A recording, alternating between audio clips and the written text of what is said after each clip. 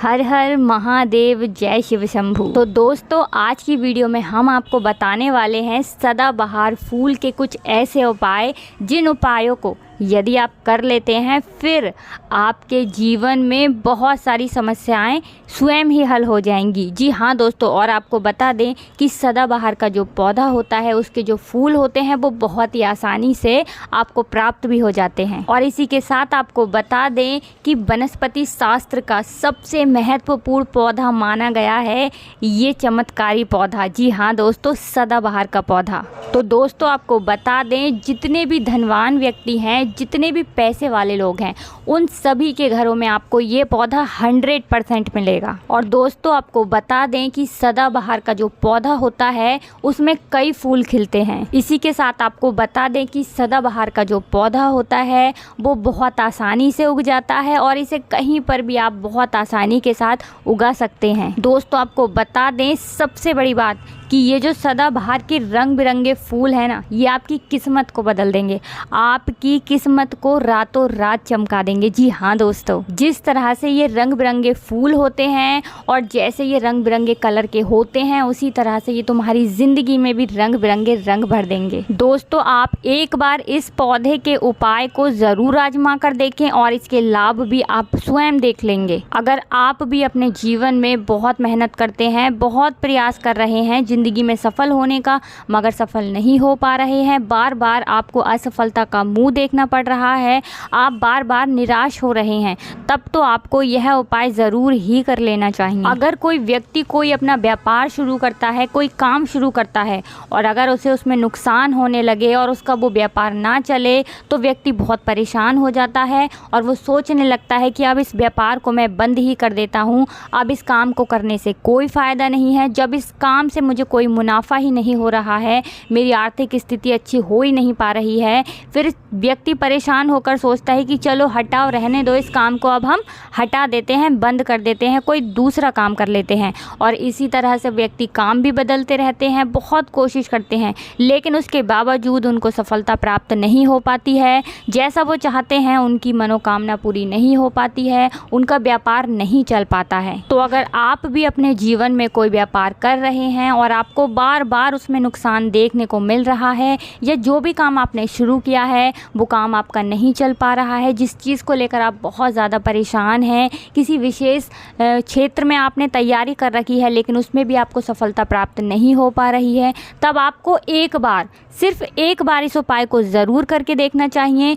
आप इसके परिणाम और इसके लाभ, इसके चमत्कारी लाभ आप खुद देख लेंगे। इसी के साथ दोस्तों, इस उपाय को वो लोग भी कर सकते हैं जिनके सर पर बहुत ज़्यादा कर्जा हो गया है, या जिसने किसी से बहुत ज़्यादा उधार पैसा ले लिया है और वो उस उधार को चुकाने में सक्षम नहीं है, चुका नहीं पा रहे हैं। देखिए, कभी कभी होता ये है कि व्यक्ति चाहे कितनी भी मेहनत कर ले, उसके बाद उसको सफलता प्राप्त नहीं हो पाती है। और दूसरी तरफ ऐसे भी लोग होते हैं जो दिन रात मेहनत करके धन कमाते हैं, लेकिन उनके हाथ में धन आते ही बहुत तेज़ी के साथ वो धन उनका चला जाता है। कभी बीमारियों में वो पैसा चला जाता है तो कभी किसी अन्य चीज़ में वो पैसा उनका चला जाता है। कुल मिलाकर आप कह सकते हैं कि उनका जो धन है वो अच्छे कार्यों में कम जाता है, लेकिन बीमारियों में और बुरे कार्यों में ज़्यादा उनका वो धन बर्बाद हो जाता है, जिसको लेकर वो बहुत परेशान रहते हैं और महीना ख़त्म होने से पहले ही उन्हें किसी न किसी से उधार लेना पड़ जाता है।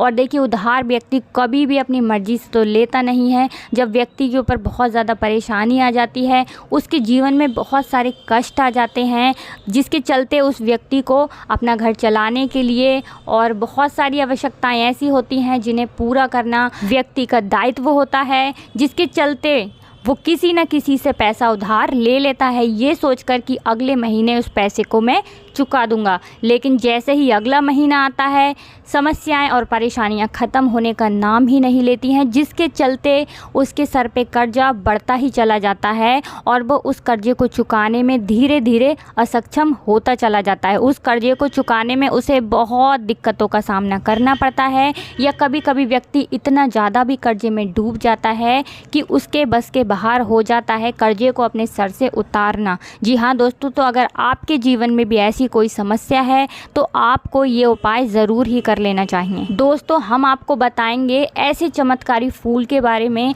ऐसे लाभदायक फूल के बारे में जिसका उपाय यदि आप कर लेते हैं तो आप खुद देखेंगे कि कितने ज़्यादा चमत्कारी लाभ उस पौधे के हैं। यदि इसका सही प्रकार से उपयोग किया जाए, उपाय किया जाए और भगवान को ये फूल अर्पित कर दिया जाए तो यकीन मानिए आपके जीवन की सारी कष्ट, सारी परेशानियां तो दूर हो ही जाएंगी, साथ ही साथ जो भी आपकी मनोकामना है वो बहुत जल्दी पूरी हो जाएगी। इसी के साथ दोस्तों, आपके जीवन में अगर धन से जुड़ी समस्याएं बन चुकी हैं, आपके जीवन में धन आना बंद हो गया है, अगर आप चाहते हैं कि आपके जीवन में, आपके घर में धन की वर्षा होने लगे तो आपको कुछ भी नहीं करना है, सिर्फ इस पौधे को अपने घर में लेकर आना है।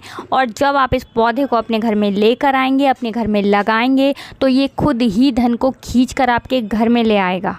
दोस्तों, इस उपाय को करने के बाद जब भी आप जो काम करेंगे ना उसमें आपको सफलता प्राप्त होगी। और इस उपाय को करने के बाद यदि आप मिट्टी भी बेचने जाएंगे ना तो उससे भी आपको कई गुना लाभ प्राप्त होगा। तो आज की वीडियो में हम आपको 3 से 4 उपाय ऐसे बताएंगे जो सदाबहार फूल के ही उपाय हैं, और जिन उपायों को यदि आप कर लेते हैं तो आपको कई गुना लाभ इन उपायों का मिल जाएगा। तो आपको सिर्फ इतना करना है कि आपको जो भी उपाय हम आपको बताएंगे उन्हें बहुत ध्यानपूर्वक सुनना है और उपायों को अच्छे से समझ के करना है, जिससे कि आपसे कोई भूल चूक ना हो। बिल्कुल अच्छे से आप वीडियो को पूरा देखें और उपायों को तभी करें जब आप वीडियो को पूरा देख लें और उपायों को अच्छे से समझ लें, तभी आपको ये उपाय लाभ देंगे। इसी के साथ दोस्तों, कमेंट सेक्शन में सबसे पहले जयकारा लगा दें। आप चाहें तो अपने इष्ट देव का जयकारा लगा दीजिए, किसी का भी आप जयकारा लगाएं, लेकिन जयकारा ज़रूर लगाएं। और अगर आप हमारे चैनल पे पहली बार आए हैं तो चैनल को ज़रूर सब्सक्राइब कर लें और वीडियो को लाइक ज़रूर कर दें। तो चलिए जल्दी से हम आपको बता देते हैं कौन कौन से हैं वो उपाय। देखिए, ये तो आप सभी जानते हैं कि संसार में बहुत तरह के वृक्ष पाए जाते हैं और सभी वृक्षों का अलग अलग महत्व होता है। उन्हीं में से कुछ पेड़ पौधे, कुछ वृक्ष ऐसे होते हैं जो देवी तुल्य होते हैं। मतलब कहने का है कि जिन्हें देवी का दर्जा प्रदान किया गया है, जिन्हें देवताओं का दर्जा प्रदान किया गया है। जैसा कि आप जानते हैं, तुलसी का पौधा हो गया, पीपल का वृक्ष हो गया, बट वृक्ष हो गया, ये सभी बहुत पूजनीय पौधे माने गए हैं। तो आपको बता दें कि कुछ वृक्ष ऐसे होते हैं जिनमें दैवीय शक्ति होती है, जिनके अंदर बहुत अलौकिक चमत्कार होते हैं। अगर बात कर लें पीपल के पेड़ की तो उसमें साक्षात श्री हरि विष्णु का वास माना गया है और समस्त देवी देवताओं का वास भी पीपल के पेड़ के अंदर माना जाता है।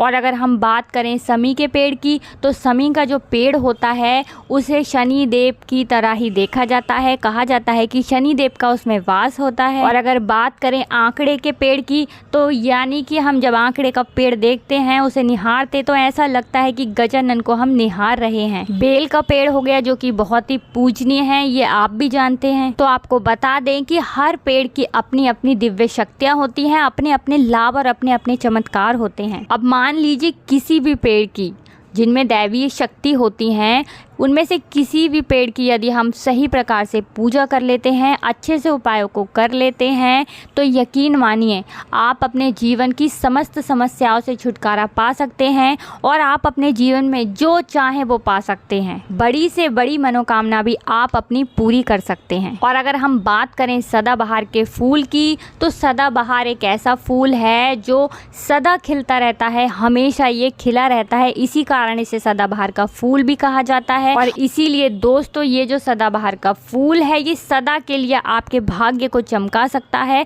आपकी किस्मत को बदल सकता है। तो इस फूल के बहुत सारे लाभ, बहुत सारे चमत्कार हैं। हम आपको बहुत ही सरल शब्दों में बताने का और समझाने का पूरा प्रयास करेंगे, जिससे कि आपको किसी समस्या का सामना ना हो, आप उपायों को बहुत अच्छे से समझ के अच्छे से कर सकें। आप चाहें तो इनको लिख भी सकते हैं और आप चाहें तो हमारी वीडियो को दोबारा भी देख सकते हैं, आपको उपाय अच्छे से समझ आ जाएंगे। तो देखिए, अगर बात करें सदाबहार के फूल की, उस पौधे की, तो सदाबहार के 2 रंग के फूल होते हैं। एक फूल होता है सफ़ेद रंग का और वहीं दूसरा जो फूल होता है वो होता है गुलाबी रंग का। आपने देखा भी होगा, हल्का गुलाबी रंग का वो फूल होता है। तो आपकी जानकारी के लिए बता दें कि सफ़ेद रंग का जो सदाबहार का फूल होता है वो माता लक्ष्मी को प्रसन्न करने के लिए बहुत ही कारगर फूल है। बहुत ही ज़्यादा माता लक्ष्मी को वो फूल पसंद है। और गुलाबी रंग का जो सदाबहार का फूल होता है वो भी माता लक्ष्मी को अति प्रिय होता है, क्योंकि गुलाबी रंग तो माता रानी का सबसे ज़्यादा प्रिय रंग है। तो जब आप सदाबहार के इन फूलों का कोई उपाय करते हैं तो इसका मतलब है कि धन खींचने की चाबी आपने अपने पास रख ली है, धन खींचने का पौधा अब आपने अपने घर पर लगा लिया है। इसी के साथ दोस्तों आपको बता दें कि शिव जी को सफ़ेद रंग का जो सदाबहार का पुष्प होता है, जो फूल होता है, शिव जी को सफ़ेद रंग का सदाबहार का पुष्प बहुत ज़्यादा प्रिय होता है। यदि आप इस सफ़ेद रंग के पुष्प को शिव जी को अर्पित करते हैं तो आपके जीवन की बहुत सारी समस्याओं से आपको छुटकारा मिल जाएगा और आपके जीवन में जो भी राहु केतु का दोष है वो भी पूरी तरह से समाप्त हो जाएगा। तो जब भी आप इस सफ़ेद रंग के पुष्प को शिव जी को अर्पित करें या माता रानी को अर्पित करें तो आप अपनी मनोकामना बोल दें, आपकी कैसी भी मनोकामना है वो ज़रूर पूरी हो जाएगी। और यदि आप इस सफ़ेद रंग के पुष्प को शिव जी को अर्पित करते हैं तो शनि देव भी आपसे बहुत प्रसन्न होते हैं। अगर आपके पास सदाबहार के पुष्प हैं, आपके घर में कोई पौधा लगा है तो बहुत अच्छा है, लेकिन अगर आपके घर में सदाबहार का फूल नहीं है, पौधा नहीं है, तो आपको अपने आसपास ये बहुत ही आसानी से प्राप्त हो जाएंगे। वहाँ से भी आप इन फूलों को ले सकते हैं। तो चलिए सबसे पहला उपाय हम आपको बता देते हैं कि आपको सफ़ेद रंग के सदाबहार के पुष्प लेने हैं। और किस दिन इस उपाय को करना है? आपको यह उपाय करना है शुक्रवार के दिन। तो दोस्तों आपको सफ़ेद रंग के पुष्प तोड़ कर लाना है और उनसे ही आपको उपाय करना है। तो उपाय आप कैसे करेंगे इस चीज़ को भी आप अच्छे से समझ लीजिए। तो देखिए, आपको सूर्यास्त होने से पहले पहले फूलों को तोड़ कर लाना है। तो आपको कितने फूल तोड़ कर लाने हैं? या तो आपको 27 फूल तोड़ कर लाने हैं और या फिर आपको 21 फूल तोड़कर लाने हैं। अगर आप 27 फूल तोड़ते हैं तो उसका उपाय अलग है, और यदि आप 21 फूल तोड़कर लेकर आते हैं तो उसका उपाय अलग है। लेकिन हम आपको बताएंगे, तो इसलिए वीडियो में अच्छे से बने रहें और उपायों को अच्छे से समझें। तो अगर आप 27 फूल तोड़कर लाए हैं सफ़ेद रंग के, ठीक है ना, सदाबहार के 27 फूल सफ़ेद रंग के यदि आप तोड़कर लेकर आए हैं, जब आप 27 फूल सफ़ेद रंग के सदाबहार के तोड़कर ले आएंगे उसके बाद आपको अपने घर के मंदिर के पास आना है और आपको लेना है एक दिया और लंबी बाती का आपको एक दीपक जलाना है। दीपक आप घी का जला सकते हैं।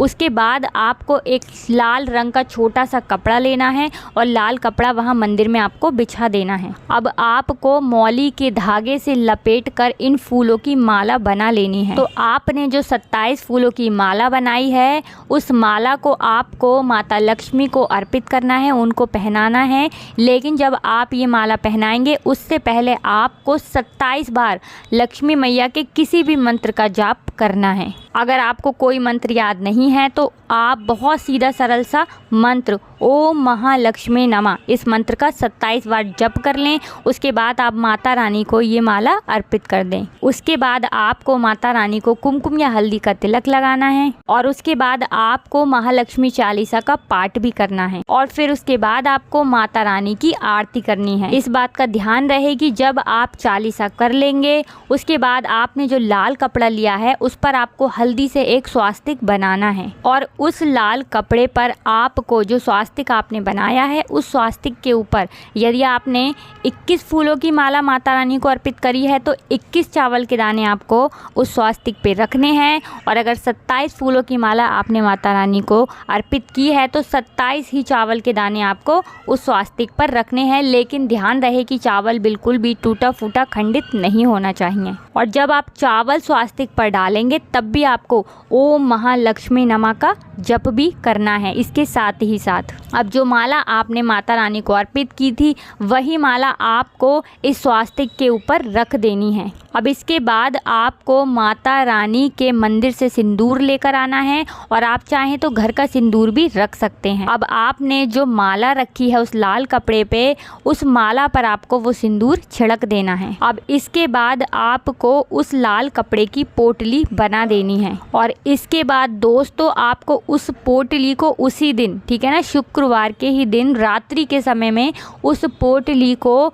रख देना है अपने धन रखने वाले स्थान पर, अपनी तिजोरी में। दोस्तों आपको बता दें, यह उपाय आपको रात्रि के समय करीब 8 बजे के आसपास आपको करना है। वैसे तो आप सूर्यास्त के बाद कभी भी इस उपाय को कर सकते हैं, मगर आप 8 से 9 के बीच करते हैं तो बहुत ही उत्तम रहेगा। अगर आप 21 माला का उपाय ये कर रहे हैं तो आपको यह उपाय लगातार 5 शुक्रवार को करना है। मतलब एक शुक्रवार कर लिया, फिर उसके बाद दूसरे शुक्रवार कर लिया, तीसरे कर लिया, चौथे कर लिया, 5वें, लगातार जो शुक्रवार पड़ेंगे 5 शुक्रवार तक आपको लगातार इस उपाय को करना है। और यदि आप 27 फूलों वाला उपाय कर रहे हैं तो आपको लगातार 4 शुक्रवार करना है। तो देखिए उपाय, चाहे आप 4 शुक्रवार कर रहे हैं या 5 शुक्रवार कर रहे हैं, आप इस बात का ध्यान रखें कि आपको अलग अलग पोटली नहीं बनानी है।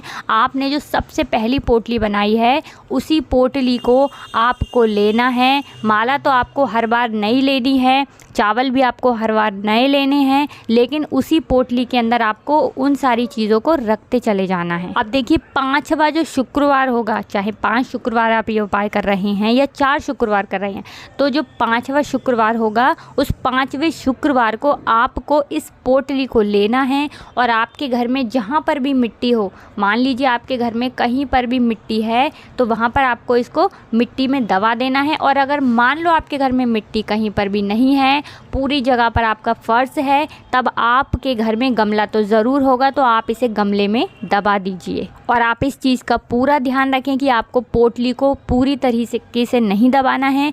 आपने पोटली के अंदर जो माला रखी थी, जो चावल रखे थे, उन चीज़ों को आपको मिट्टी के अंदर डालना है। कपड़े को आपको मिट्टी के अंदर नहीं डालना है, जो लाल कपड़ा लिया है उसको आपको नहीं डालना है। तो दोस्तों ये उपाय बहुत आसान है, बहुत ज़्यादा कठिन उपाय नहीं है। और यदि आप इस उपाय को कर लेते हैं फिर आपके जीवन में धन से जुड़ी जो भी समस्या है वो तो समाप्त हो ही जाएगी।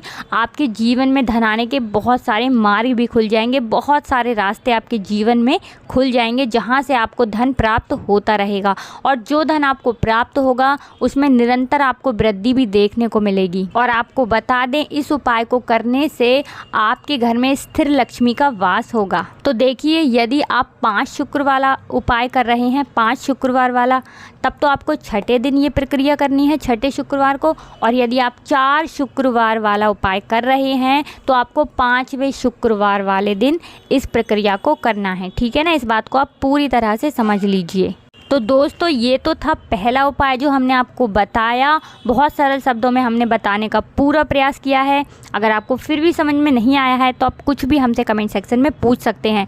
तो अगर आपने अभी तक हमारी वीडियो को लाइक नहीं किया है तो गाइस प्लीज़ वीडियो को लाइक कर दीजिए और कमेंट सेक्शन में जयकारा ज़रूर लगा दीजिए। तो चलिए अब बात कर लेते हैं दूसरे उपाय की। अगर मान लीजिए आपकी कोई विशेष मनोकामना है और आपकी कोई मनोकामना आप चाहते हैं कि पूरी हो जाए और बहुत लंबे समय से, बहुत ज़्यादा वक्त से आपकी वो समस्या बनी हुई है, आपकी कोई मनोकामना है जो पूरी नहीं हो पा रही है, तो आपको ये सरल सा उपाय ज़रूर कर लेना चाहिए। चाहे आपकी कैसी भी मनोकामना हो, जैसे मान लीजिए आपके जीवन में संतान सुख आपको प्राप्त नहीं हो पाया है और आप चाहते हैं कि आपको संतान की प्राप्ति हो जाए, या फिर आप एक अच्छे जीवन साथी की कामना करते हैं, आपके विवाह से जुड़ी कोई समस्या है, धन से जुड़ी कोई समस्या है। कहने का मतलब है कि हर प्रकार की समस्या का उपाय है ये एक छोटा सा उपाय। तो दोस्तों ये उपाय बहुत ही ज़्यादा खास उपाय है। क्यों? क्योंकि ये आपकी हर प्रकार की समस्या को समाप्त करता है और आपकी जो भी मनोकामना है उसे पूरी करता है। इसलिए ये उपाय बहुत ही ज़्यादा खास हो जाता है, इसका महत्व बहुत ज़्यादा बढ़ जाता है।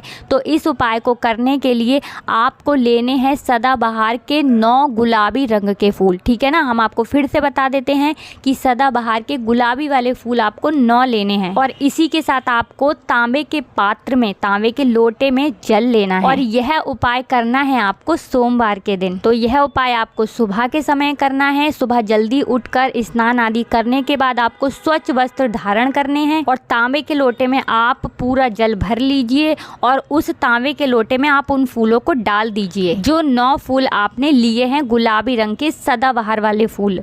और उसके बाद आपको शिव जी के मंदिर में जाकर, शिवालय में जाकर ओम नमः शिवाय इस मंत्र का जाप करना है पूरे 108 बार। और आपको बता दें, आप श्री शिवाय नमस्तुभ्यम इस मंत्र का जप भी कर सकते हैं। तो आपने जो जल लिया है और जो फूल उसके अंदर डाले हैं वो दोनों आपको शिवलिंग पर अर्पित कर देने हैं, चढ़ा देने हैं। और ऐसा करते समय जब आपकी जो भी मनोकामना है उसको आप बोल दीजिए। यह उपाय यदि आप कर लेते हैं तो आपकी कितनी भी बड़ी मनोकामना हो, चाहे कैसी भी समस्या हो, वो समाप्त हो जाएगी और आपकी मनोकामना पूरी हो जाएगी। चाहे जैसी भी आपकी मनोकामना हो, संतान से जुड़ी हो, व्यापार से जुड़ी हो, धन से जुड़ी हो, स्वास्थ्य से जुड़ी हो, कैसी भी आपकी मनोकामना हो। दोस्तों आपको बता दें, यह उपाय जो व्यक्ति करता है उसके जीवन में चाहे जैसा भी दोष हो, कोई भी वास्तु दोष हो, कोई भी कुंडली दोष हो, वो पूरी तरह से समाप्त हो जाता है। और दोस्तों आपको बता दें, यह उपाय करना है आपको 5 सोमवार लगातार, ठीक है ना।